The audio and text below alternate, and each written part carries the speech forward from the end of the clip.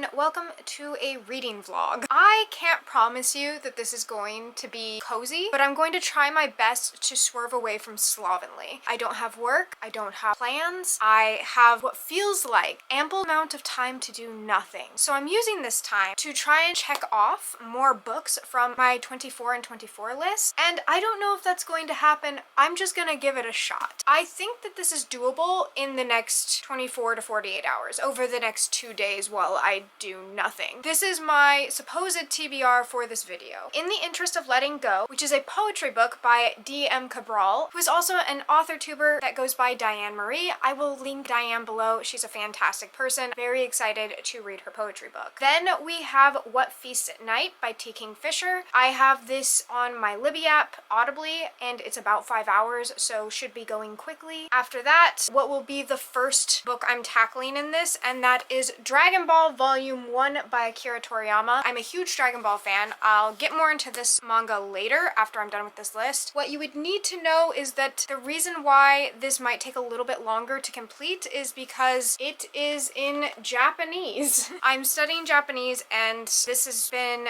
something I've been slowly getting through. I'm gonna get through the other half. Another book I'm about halfway through is Emily Wilde's Map to the Otherlands. Again, halfway through. And then the last book on my list is Bride by Ali Hazelwood. This is a romance book between a vampire and a werewolf, and I think it has kink. I don't know what else you can expect in this vlog. I don't even know if I'll get up. Right now, I'm snuggled up on Snorlax under a heated kotatsu, which is like a heated table. Atmosphere playing on in the background on my projector. It's kind of like a gloomy, overcast day. Yeah, I'm feeling incredibly lazy, like in the best way. Right now, I'm gonna go ahead and just try and tackle this. How I read manga in Japanese is a little different because I can't just straight read it. I could and just miss things and kind of not understand them and skip over them, which can have its own benefits, but the way I'm going through this one is I read as much as I can, and when I come across something that I think is useful and I don't understand it, then I jot it down in my notebook. So if there's a vocabulary word or way a word is used, today I'm using my orange pen, and then if I see words that I think are just like automatopoeias, or I think that are being used kind of like in a manga general slang that I think probably wouldn't be used in actual conversation, I kind of skip over those. It's a study session, essentially, so you can watch me study Japanese as well as read this manga. In case you don't know what Dragon Ball is about, this is like the grandfather of shonen manga. If you are interested in reading action adventure manga, I think Dragon Ball is a great place to start. I have read this in English a long time ago, and I was also a Dragon Ball Z kid. I still am, actually, if I'm being completely honest. Nothing makes me feel more childlike than engaging with anything Dragon Ball memorabilia. If you're going into this fresh, Dragon Ball is about a young 11-year-old boy named Goku, or Son Goku. He is just hanging out in the forest by himself, and he has a sphere, a little orange ball, and refers to it as his grandfather. His grandfather disappeared one night, and the ball was in its place. He comes across a girl, her name is Bulma, and she is actually looking for all of these Dragon Balls, and his sphere happens to be one of them. She tells him that if they collect all 7 Dragon Balls, they can make a wish to a dragon named Shenron, and while she is an incredibly intelligent inventor, she doesn't have the brawn to go along with it, so the two of them go together because Goku is very strong. They go on this mission to go and find all of these Dragon Balls so they can have a wish. This is escapism in a nutshell. It's really simple in a lot of ways. This isn't trying to be deep or thoughtful most of the time, but it is kind of perfect in how it captures simplicity. I've also really enjoyed getting to read this with some color popped pages, and the panels, as far as like a manga go, are really great. They engage with the panels. You see them sometimes jump off of the panels. It doesn't have a large amount of dialogue. It doesn't have like a huge narrative. This has been really nice and fun to read. It's also just something where like I've never just read Dragon Ball by itself without the intention of just like binging it, because I can't binge it because it's in Japanese. I'm really taking in each moment, and it's so nice. It really is like a mellowing thing to do. I could make excuses a million times over, but because I've been busy at work, I just haven't felt deserving of kind of those just mellow moments. I always feel like I should be doing something more. I should be doing something new. I should be productive. But today, I don't need to be productive. So my intention is to finish this, and I have no idea how long that'll take. You're gonna watch me try.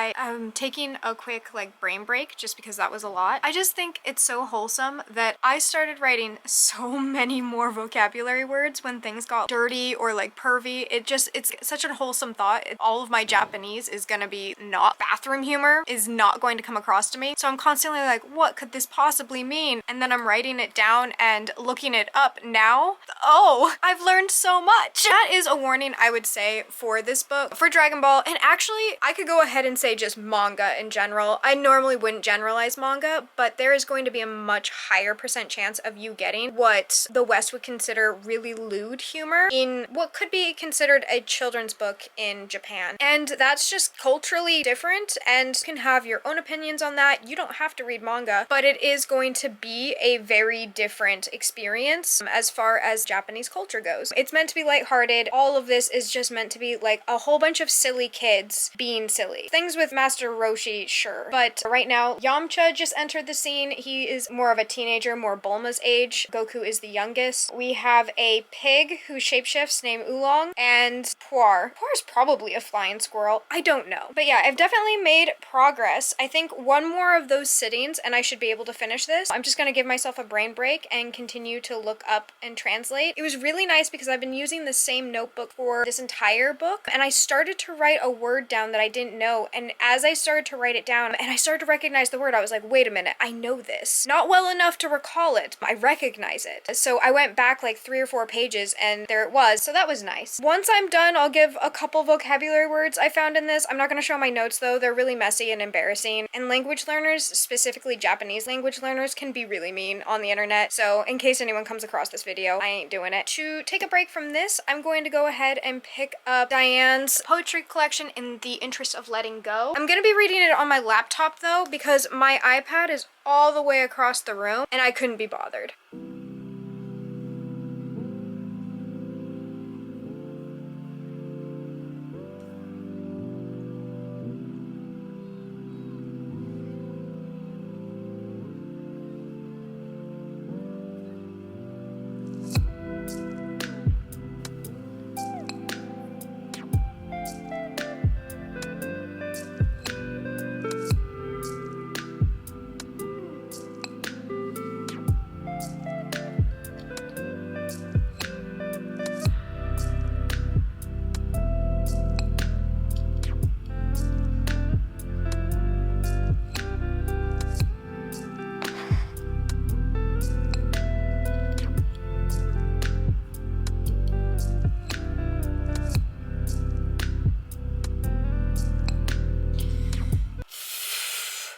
Hi, I'm coming back as a very different person. I don't even cry. Like, I need you to know. I have been in horrific situations in my life where I did not cry. I cry for poetry. That's some quirky thing about me, I guess, that I have found out, is that I cry during poetry. I'm still actually pretty messed up. That was amazing. This was a beautiful poetry book. In the Interest of Letting Go, it says a memoir in poetry, and yeah, it is definitely a memoir, but it all felt incredibly relatable while also looking at an individual story. I've never had a poetry book where I've immediately wanted to see it like on film. I know that that would probably horrify Diane because this is very much so a look at her pain and her healing and very intimate experiences, but she did such a phenomenal job and I felt so connected to this person and these characters that came across as she was trying to talk and explain her feelings. I could see it. Like, this is something where if it was like an indie film or something like that, it would just, this should be huge. This poetry book should be huge. Like, this is an amazing, phenomenal little poetry book. I loved how it ended. I'm about to listen to the playlist that goes at the end. Another thing I never do. I wasn't expecting to be this engaged with it. A couple times I wanted to set it down, like I tried to get up and I tried to back away from it, but then I just kept reading because I needed to keep reading. It covers the feelings that you have after heartbreak. Not a breakup, but heartbreak. When your heart is broken and you are unsure how you are going to get to that next stage. And she just did such a wonderful job of it being both her and her story, but also can give words to people who are trying to get across what heartbreak is and how you still survive after something something so devastating has happened to your heart. I cannot wait to see what she writes next. I know that she's right now working on a full-length novel, her first, and the way she speaks about it has such a tenderness. I'm excited for her book, but after reading what she can do on a page, I am biting at the bit, heavily anticipating her book getting out into the world. You should definitely pick up this poetry book. This is so well worth your time and money. It was a very quick read. My nose is stuffed up because I was sitting here sobbing and I meant to turn the camera off because I was kind of embarrassed by how I was possibly looking in it, but I couldn't stop, so we'll just speed that up really quick, right? Editing, Jade, you're gonna speed that up. Oh my god. Damn, that was really good. I only feel good inside after reading it. I just also feel a little wrecked. Well, that was a metamorphosis. I'm so glad I didn't finish Dragon Ball. I need to read that little bit of sunshine immediately.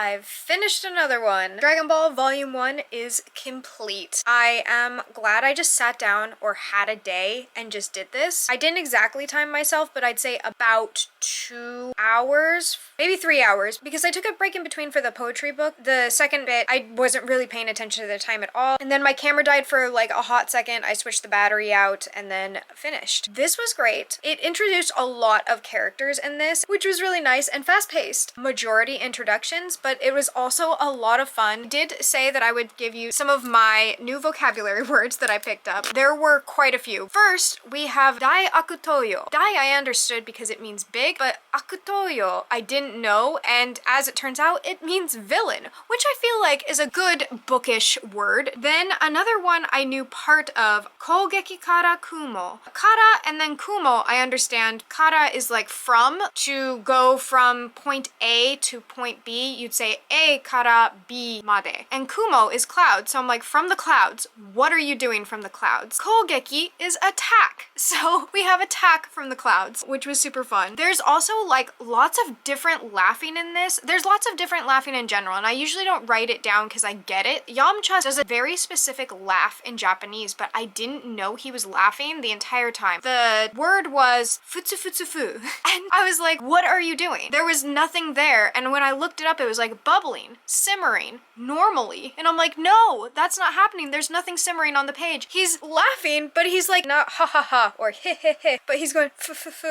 And it took me forever. I finally just realized on my own, I could be wrong. I found out he was laughing just because he kept doing it, and one of the pages, there was nothing else on the page. He's looking at something that's funny, and I went, oh my god, you're laughing. And it's like a Yamcha specific laugh. And then the last one, I only knew one part of this word, and it was really difficult, and I was trying to figure it out myself, and I just couldn't. We have natsu ga sugatte bakari irare. Pardon my pronunciation entirely. That's what you're getting. These are new words for me. I haven't really practiced them. I haven't heard a Japanese person say this phrase, which is a lot of how I learn my Japanese is from shadowing. Just assume that it's wrong. But I did know the word like natsugashi, which is like nostalgic. It comes from the Ox King, and I'm like, what could you possibly be saying about like something nostalgic? As it turns out, it's like, I can't cling to this or long for this anymore. Yeah, it I did it. I did it, but at what cost? I'm so tired. I mean, that was my entire morning, but it was nice. It was nice, and I feel so accomplished. The next time my friends see me at work, I'm gonna be on volume 2, and they're gonna be like, oh my god, you finished volume 1 of Dragon Ball. I get to tell them about all of these different words and have them pronounce them and tell me how I'm saying it wrong. Anyway, I'm gonna grab some food, because food is good. I haven't had any in a while, but after I get food, I'm gonna come back and I am going to try and finish today. I'm on a roll now. No one can stop me. I don't want to spoil anything for book 1. Emily Wilde is a dryadologist who studies fairies. She goes to different locations, and in the first book, she's creating an encyclopedia of fairies, and then in this one, she is trying to fill out a map to the Otherlands, which is a word for fairylands in this world. Fairies are like a known entity, like this is something you can study at university in this world, which I think is incorporated in flawlessly. You meet her academic rival and friend, Wendell. At first, I wasn't keen on, but he really grows on you. Like, I adore him now, and I just don't know where this plot is going to go. It's not meandering, it's just there's a lot going on all at once, and not everyone is in great shape. There's a scene that I think that is going to happen. I don't know, it's been kind of teased. There's been some flirtation, and I think I'm like right at the point where that's gonna happen. I'm excited to get into this, and I'm excited to eat food. Those two things combined are going to make up the majority of my afternoon, and I will check in with you after I've read more of this.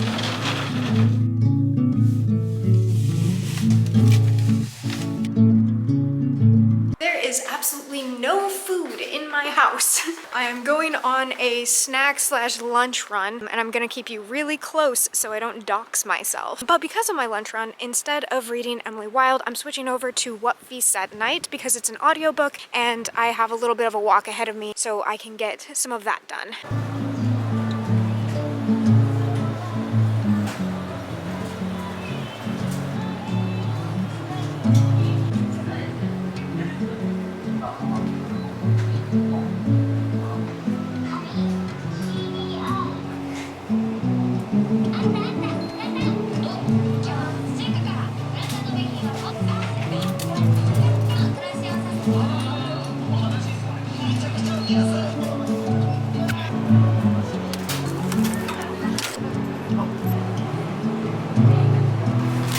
It is absolutely criminal that I had to get up off of my couch. But I did it. I left, I conquered, I got food at Family Mart. This is what I got. I showed a couple different pictures, but it's like a dumpling broth soup, which smells delicious. It's like a clear glass noodle. And then I got yakimo, a sweet potato. It tastes different from a Western sweet potato. I don't remember what a Western sweet potato tastes like anymore though, so I couldn't tell you the exact difference. Except for, I would put this as less sweet. We'll just eat it like this. This is what it looks like. Just eat it as is. You can add butter, seasonings, but you don't need to. It doesn't require it to taste good. Very satisfying to eat. Sorry, I won't talk with my mouth full the whole time. And then I just got a tuna mayo onigiri in case I get hungry later so that I don't ever have to leave the house again.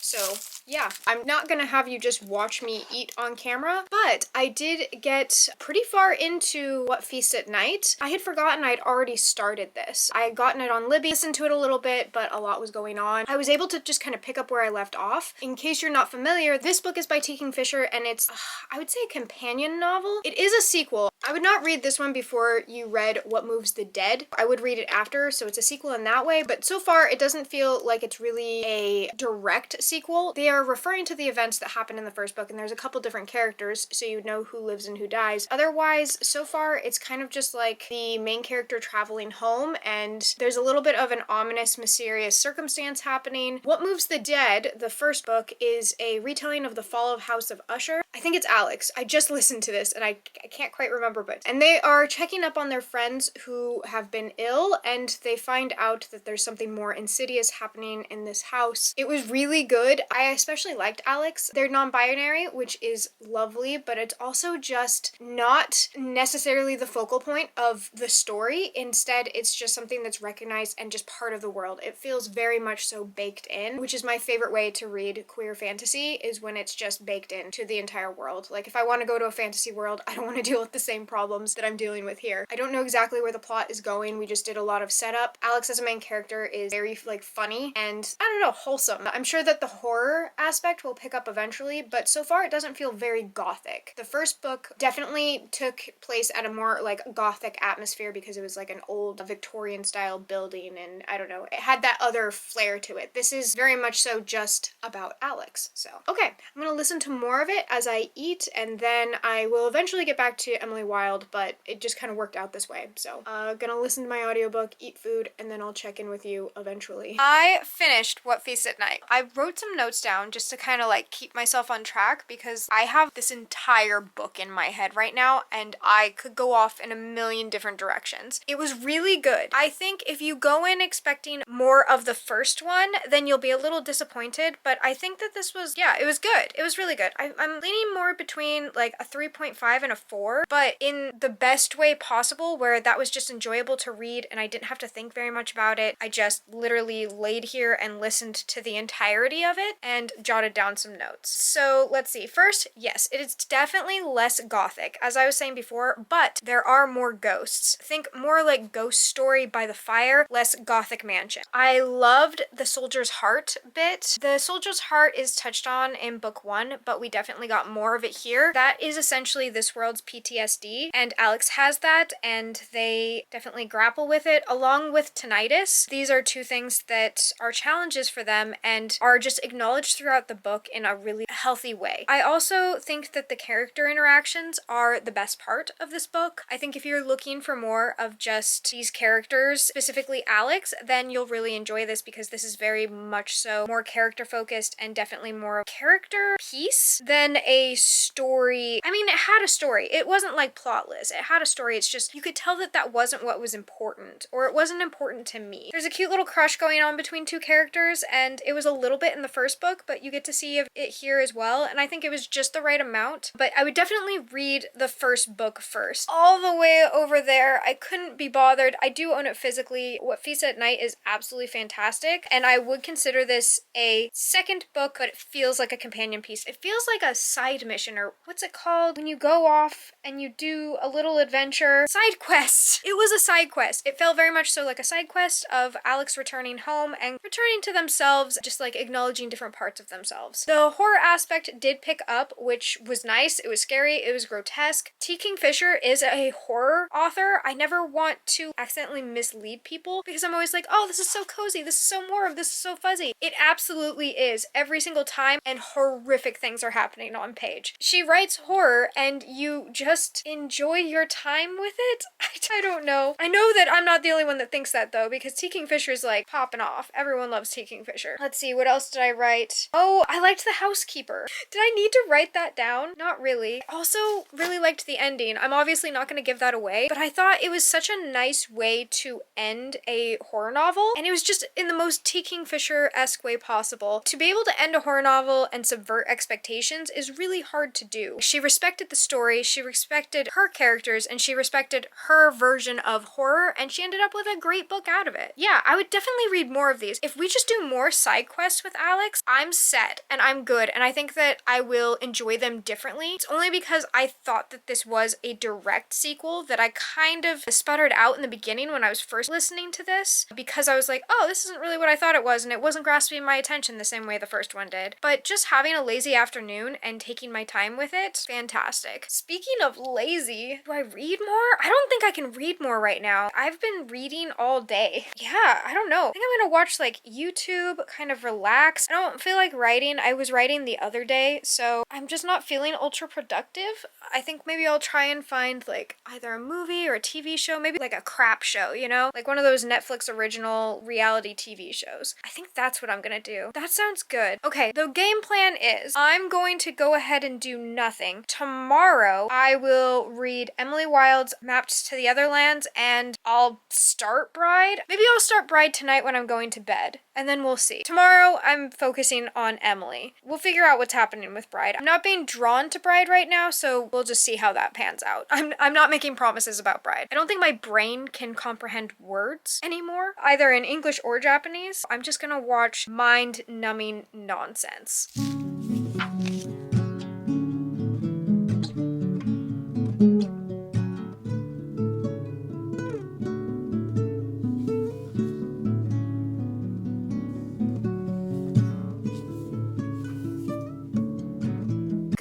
afternoon. Don't let the makeup fool you. It's all a lie. It's a facade. I didn't go anywhere. I haven't done anything. It was a false start. I was going to film a video. I woke up this morning and was like, oh yeah, I was gonna do a favorites video. I had kind of a lot of energy when I first woke up, probably because I spent so much downtime yesterday doing nothing. I felt energy this morning. So I like put this makeup on. This lipstick doesn't come off. It's called like Super Stay or something. It doesn't come off. So I did all my makeup. I got ready to film, and then I remembered more in depth what happened last night. Libby derailed my plans for Bride. First off, I only have 5 days left in Bride on Libby. I was going to have to do this today, now, immediately, and I also knew that I wasn't really in the mood for it. So instead I was like shopping around for a book I could read instead, maybe one that was on my 24 and 24 list. None of that happened. Instead, it told me that Ava Reed's Lady Macbeth was available. I was reading Lady Macbeth before I went on vacation. As my book was being published, I was listening to the audiobook. I was incredibly engaged in it, and I was running out of time. I ended up putting Libby on airplane mode and trying to finish it before it realized that it was due back to the library, and it didn't work. At some point, my phone regained internet access and it was poofed away with 90% to go. I had 90%. If you've read Lady Macbeth, you know there's so much happening at 90%. It was non-stop adrenaline. There was a lot going down. I couldn't listen fast enough. I couldn't consume fast enough, and it took it from me. As soon as I had the chance, I put myself back on the waiting list. It was a very long wait for this, and it was like, would you like Lady Macbeth? And I said yes. Yes, immediately. And then I woke up this morning, forgot that any of that happened, and started getting ready to film my video, and I was like, oh my gosh, that's a favorite. That's a favorite. I haven't talked about it. I'm not prepared. I haven't thought through my thoughts. I just stopped filming altogether. I was like, wait a minute, Lady Macbeth isn't on this list. How can I speak about any of these books without Lady Macbeth? I ended up just not filming, and then I kind of like lost all steam and all focus, and I just started to read Emily Wilde. I don't know what this vlog is. This is a mess. I will eventually probably pick up Bride. It's still on a list somewhere, but as far as like getting it done for the 24 and 24, 2024 is almost over. It can't catch me. I can't get in trouble if I fail. The Jade that was super set on completing her goals, she's gone. It's over. 2024 is done. We're on to 2025. Do you want to reflect on my favorites of 2024? But I also think this might be a favorite, so I'm gonna read this one too. I want to be done reading books after this book so that I can go ahead and make that video without having any last minute added books or caveats or anything like that. I'll write, I'll watch crap shows, I'll film, I'll edit, I'll do anything besides read, and then I'll just talk about books that I've read, because I keep holding off on talking about my favorite books because I think that the next one might be a favorite. I can't live like that any longer. I have to stop. I am also going to stop filming right now and read more of this.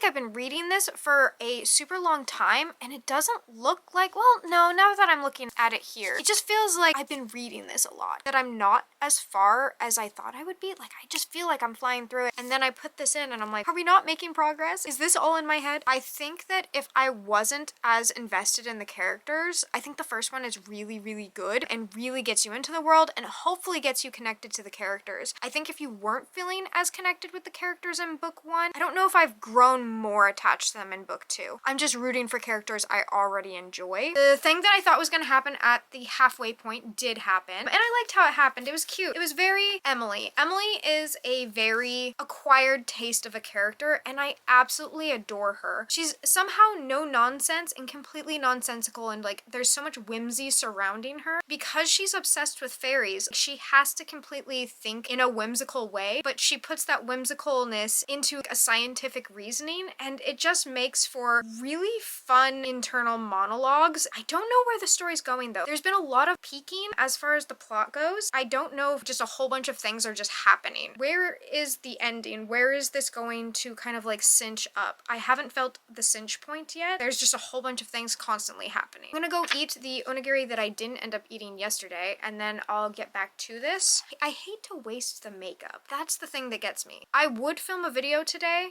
I mean, I guess I didn't like forget you, but but I did kind of forget that this is a video. I was literally having the thought that, it's a waste to not film a video today because I have my makeup, but you are a video, aren't you? I've been vlogging for 8 years. I'm gonna go eat that onigiri, get some brain energy, and then I'll come back to this. Hi everyone, welcome back to my channel. My name is Rochelle. What we're gonna do is actually go over my vision board from 2024, and then we're gonna work on building a new vision board for, you can see a variety of different colors and different themes. I really wanted to eat better.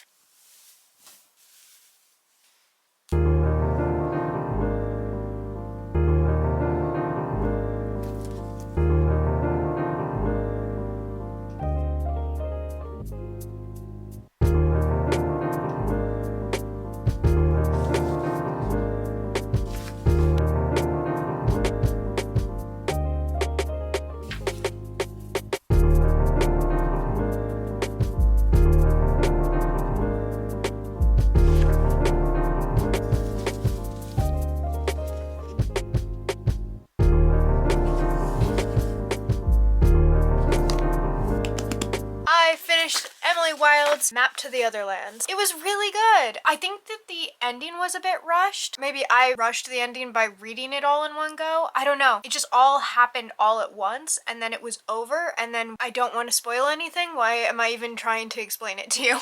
I just thought it was a little rushed at the end, but it was still really good, and I am looking forward to the third book. I'm so glad I already have it pre-ordered. I think it comes out February. I have so many because I've been trying to track all of the books for 2025 that are coming out. I have so many books in my head. They're starting to jumble in my brain. Okay, cool. Yay. I'm leaning towards a 4 or a 4.5, but that doesn't necessarily mean it's not a favorite. I've had 4s that are favorites where I'm like, objectively, and I think Emily would appreciate an objective rating. So objectively, I think it was about a 4.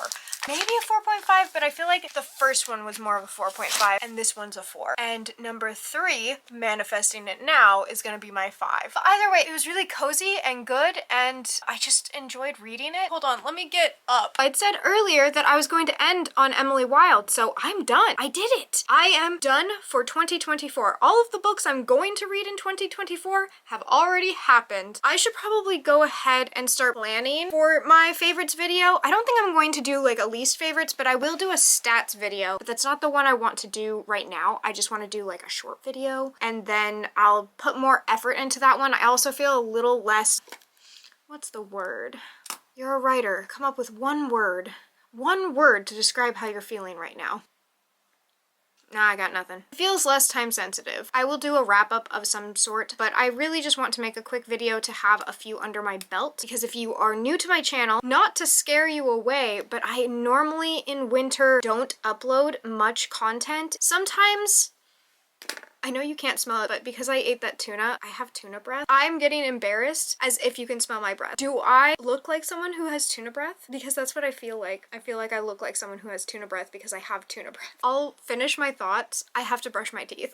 Hi, I'm back and I smell like peppermint. In winter, I normally don't upload very often. If you're new to my channel, thank you for subscribing. Happy to have you, but it's always really difficult for me to film in winter. I try every year. I like cloister up, I slow down. It's kind of a difficult time of year for me. Don't necessarily have seasonal depression. I just have seasonal hardships and memories that come up around this time. So I just kind of flop. But I'm really trying to, again, work past it this year. I might not, and I'll still be kind to myself. So, you know, come February, you haven't seen me, I will be back with spring zeal. I do want to try and give myself the best chance I can. So if I'm feeling overwhelmed, along with the other emotions that creep up, I want to have some content where I can just sprinkle it in and be like, hey, it's okay, you've uploaded. Sometimes it's just really hard, and I think that a lot of people go through this. With that in mind, I would like to now be productive and kind of switch gears into doing some more videos, and then from there I'm going to gear back into writing. I have a couple different writing days that I'm going to be possibly filming. I'm not really sure. It's a smaller audience for my writing videos, and I think that those lower numbers will mean something different to me in the winter. I'm really trying to take advantage of the fact that I have a fully developed prefrontal cortex and just fling myself into the future and be like, what's this kind of gonna look like, and how can I best be there for myself? And I think that having a very low low viewership, which is great. I appreciate everyone who watches my writing content. I think it'll translate differently to me if I batch film that versus batch film content where I'm talking about everyone else's work of art. And then maybe you'll get a writing video here or there. I think that this is the end of this video. Reflecting back, I don't know if it has much content in it, but I definitely read books and talked about them. Like I said, I've been on here for 8 years. I think this video is done. If I have any manga fans watching this, what kind of manga do you read? Have you picked up Dragon Ball? What did you think of it? Let me know in the comments below, but if you can't be bothered, don't worry about that. If you've made it this far, you can also just leave a dragon emoji for my boy Shenron. He wasn't in this volume, but I'll get to him eventually. But whether you do or not, I hope you're enjoying the sun or more stars wherever you are, and until next time, bye!